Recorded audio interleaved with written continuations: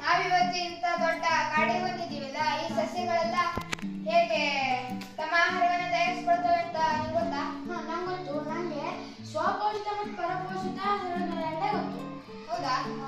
ಹಾಗಂದ್ರೆ ನಂಗೆ ಗೊತ್ತಿಲ್ವಲ್ಲ, ಅದು ಸ್ವಲ್ಪ ಹೇಳ್ತೀಯಾ? ಸ್ವಪೋಷಿತ ಪೋಷಣೆ ಎಂದರೆ ಜೀವಿಗಳು ತಮ್ಮ ಆಹಾರವನ್ನು ತಾವೇ ತಯಾರಿಸಿಕೊಳ್ಳುತ್ತದೆ. ಆ ವಿಧಾನಕ್ಕೆ ಸ್ವಪೋಷಿತ ಪೋಷಣೆ ಎನ್ನುವರು. ಪರಪೋಷಿತ ಪೋಷಣೆ ಎಂದರೆ ಜೀವಿಗಳು ಮತ್ತು ಇತರೆ ಪ್ರಾಣಿಗಳು ಬೇರೆ ಸಸ್ಯಗಳಿಂದ ಆಹಾರವನ್ನು ಪಡೆದುಕೊಳ್ಳುತ್ತದೆ. ಈ ವಿಧಾನಕ್ಕೆ ಪರಪೋಷಿತ ಪೋಷಣೆ ಎನ್ನುವರು. ಓಹೋ, ಈಗ ನನಗೆ ಸ್ವಪೋಷಿತ ಪೋಷಣೆ ಮತ್ತೆ ಪರಪೋಷಿತ ಪೋಷಣೆ ಬಗ್ಗೆ ಗೊತ್ತಾಯ್ತು. ದ್ಯುತಿ ಸಂಶ್ಲೇಷಣೆ ಎಂದರೆ ನಂಗೆ ಗೊತ್ತಿಲ್ಲ. ನಂಗೆ ಗೊತ್ತು. ಎಲೆಗಳಲ್ಲಿ ಕ್ಲೋರೋಫಿಲ್ ಇರ್ತದೆ.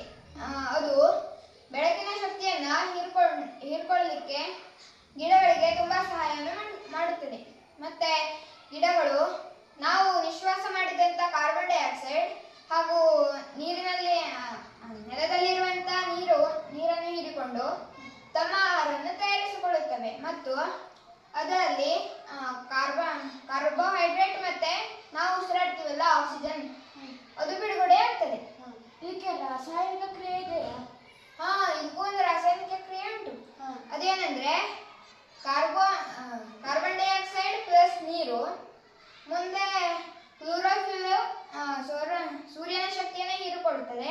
ನಂತರ ಅಲ್ಲಿ ಬಿಡುಗಡೆ